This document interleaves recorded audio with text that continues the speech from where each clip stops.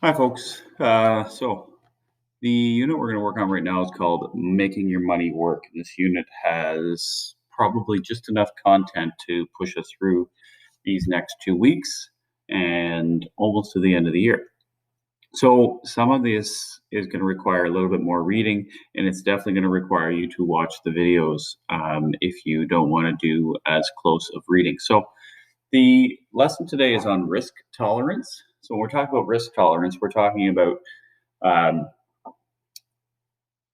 different stages in your life can make you more or less open to risk. Generally, the younger you are, the more risks you can take. You know, that's true with your health. You know, that's true with money as well. So, what we're trying to do is teach you some skills and figure out some ways that you can make your money work for you. So, the same thing is true with money, though, that is with your health. So, when you're younger, you can actually take a few more risks. And what does that mean? Well, you can, if you were going to make an investment, and I know not many of us have a lot of money to invest when we're young, but you could make an investment when you're young, um, and put it into something that is riskier. Perhaps you're going to go to the bank and say, hey, put this in a mutual fund that's got some higher risk. The person running the fund tries to dream really big. The advantage of that is you probably will make more money over time. You're thinking right now, well, why wouldn't I always want to make more money over time? The thing is that you could also lose bigger. So if you have a high risk tolerance, that means you're open to be able to lose out money. If you are younger and you are freestyle skiing, you're probably going to go for it because you have a higher risk tolerance than a freestyle skier who's now 50 and it's like, you know what? I'm not going to send this big off that cliff because my bones aren't what they used to be. It's the same thing now. When you're 50 years old, you're approaching retirement, or you're at least thinking about it for sure. You're looking at what kind of money you have in the bank. But when you're 15 years old, you're not worried about retirement that much, and you really shouldn't be. So let's have a look at some of the content in this Days of Our Lives activity. So financial advisors are people that make a living um, giving you financial advice. This was actually something that I was looking at doing when I was in university, and it's worth going to see one. Now, financial advisor is usually somebody who's actually employed to do that. They could work for a bank, they could work for an investment firm, but it really shouldn't be a friend or family member. Okay, don't mix up the friends and family members with money. That's usually not the best idea.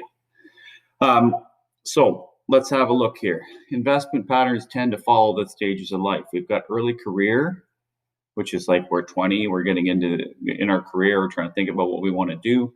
Then we get established, then we're pre-retirement, and then we're retirement. So we're in school right now, and then we're going to be pushing into that early career phase, hopefully. So you're thinking about, hey, when I graduate this year or next year for most of you, where am I going to go work? Am I going to do that for 30 years? Probably not. You're probably going to mix up your jobs a little bit, but you should start thinking about, hey, how much money am I going to make? What do I need to buy? And what are my financial needs? And hey, if I could save a little bit of money, and we all should save some money, how can we make that money do a little bit of work for me? So we can do some reading together. I'll let you read through this as well. But this summarizes what we're saying. The younger we are, the further we are from retirement, and the more risks we can take. So it says specifically we can put our money in stocks and mutual funds. We don't need the security of bonds. So if you're buying a bond, that's something that gives you a guaranteed return. So it'll give you, let's say a bond would make you 2 to 4% right now. And if you were putting your money in stocks right now, you could make 25% in a year. You could also lose a lot as well if those stocks didn't do well or the person managing your investments didn't pick the right stocks. You get older, you might get married, you might have a child, you might do both. But you at that point you've got some other responsibilities, and as soon as you have other people to look after, your risk level goes down. I know that when I had kids, honestly, one of the first things I did when I had a kid was I broke my leg, which was awesome because I had a cast and I couldn't walk very well. And I had a toddler that was just learning how to walk and crawl around the house, and I ended up chasing the kid around the house with a cast on, and that was horrible. Um, it really, really sucked. So, um, as a result, whether I liked it or not, I broke that leg um, messing around a little bit. Well, not really actually that time, but I've had a lot of injuries messing around a little bit. And as I get older, I mess around a little bit less because I realize that when I do get hurt, it impacts my family. Same thing with money. Um, so when we're young, we want our money to grow. We want it to grow quickly. When we're older, we want to keep the money we've got. That's a summary there. So if you think about that, when we're 60 years old and it's like, hey, I've been saving and guess what? I've done a crazy thing. I've put 10% of my income away every year since I was 15. Now I'm literally a millionaire because my money's been compounding and making good interest and everything's been going well. When you're 60 years old, you don't want to lose that money. You don't want to lose 10% of that. You'd be losing $100,000. You want to hold on to it. So that's what I'm saying is we want growth when we're younger and we want stability when we're older. So we've got a worksheet to go along with this. What the worksheet is asking you to do is read some profiles on some people, and you're going to make sort of a guess. Generally, when we're talking about retirement age, we're talking about 55 to 65. That's when most people are thinking about and looking forward to retirement. You're going to get Canada Pension Plan in Canada at the age of 65. Everybody gets that. That's worked a job in Canada and paid into it. So you're strongly encouraged to retire when you're 65. A lot of the time, it's not worth it to keep working because um, you've got a pension plan coming in, and working means you're just going to give away most of your stuff to the government. So here's an example. Tamika is an 18-year-old grade 12 student who enjoys school. Her favorite subjects are English, math, and business. She has a good relationship with both her parents. She likes reading, traveling, and different types of music. Her parents purchased a new car and gave Tamika their 8-year-old car. This is semi-common, I think. People do this. They get their parents' old car.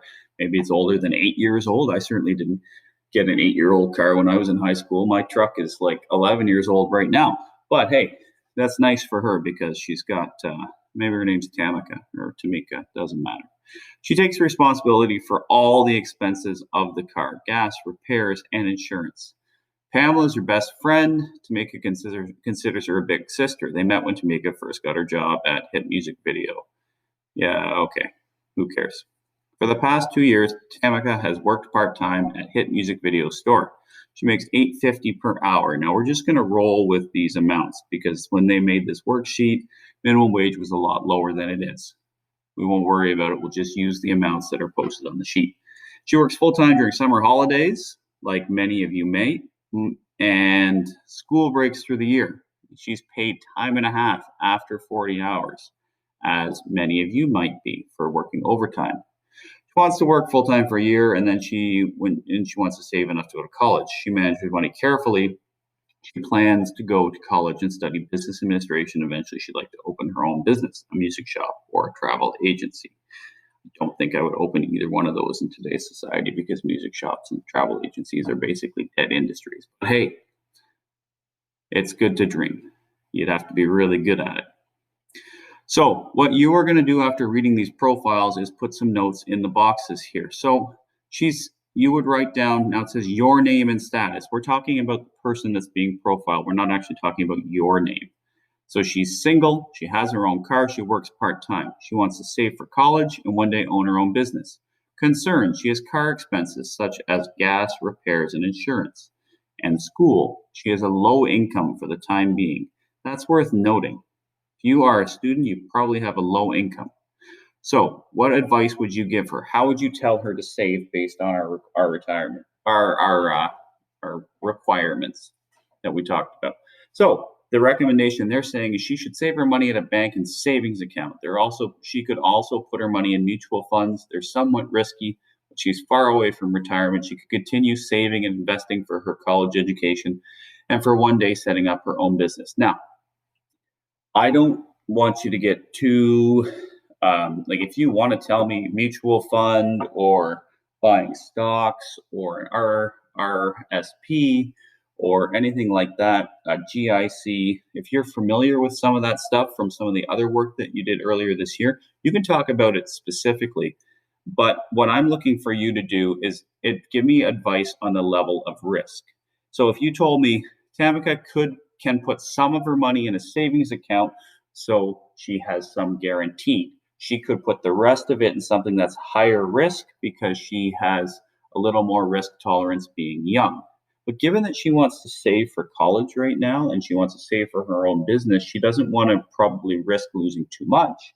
So I wouldn't put her money in anything too risky. That these are sort of the things you would go and explain to your financial advisor. So that's the kind of summary I would look for you to do. I'm looking for you to actually think about this and write something down. Now you've been really good at this stuff, so I'm looking forward to it. So you're going to do part A on Pamela, a 35-year-old single parent. I'll warn you right now, it says she's 35, so she's in her career. She has a 10-year-old daughter, Chloe, and that means she has a responsibility. So you think about that. That means her risk tolerance is going to be lower. So you tell me something about that. Kenneth is a 48-year-old married man. If you're married, generally you have a dual income, hopefully.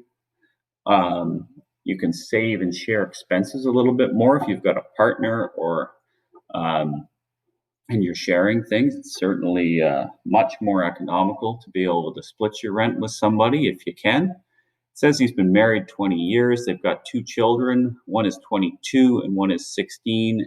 The 16-year-old lives at home, as most 16-year-olds do, just like you folks.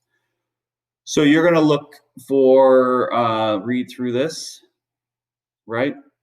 And have a look at things and make some calls on Kenneth. Now, Kenneth, he's got life pretty good, it looks like. Looks like he's into sports. Looks like he makes a decent wage. But it also looks like he's still trying to go back to school and do some training to get a better job. So think about what that might mean for him. Then we've got Andrea. And here we go. The last one is all about you. So early career. So this is you. And see how it says early career up to mid 30s? The idea here is you are doing this in the beginning of your career. So ideally, if you think that you're going to be a manager at a retail establishment. So like maybe right now you've got a job at Canadian Tire, but you're hoping by 30 you've got a manager position at a place like that. You could pretend that's what you're doing. Perhaps you're going into the trades, and right now you think you're be hoping to do an apprenticeship. Maybe you're going you're going to do hairdressing, and you're going to do some training. And for the first few years, you're going to not be making that much money. But by the time you're in your mid 30s, you should probably be making about as much as you can make in that career. So you can tell me a little bit more about that. Anyways, I think that's it. Do your best on this. Fill in all these blocks, and we'll take it from there. If you're having trouble writing in these blocks for some reason, you may write down on a separate piece of paper, handwritten or typed, but please make sure you label it. So you would label it part B, part C, part D, and you would have to write in these as headings. So you would write down part D, myself, early career, goals and investments, concerns and advice on risk tolerance.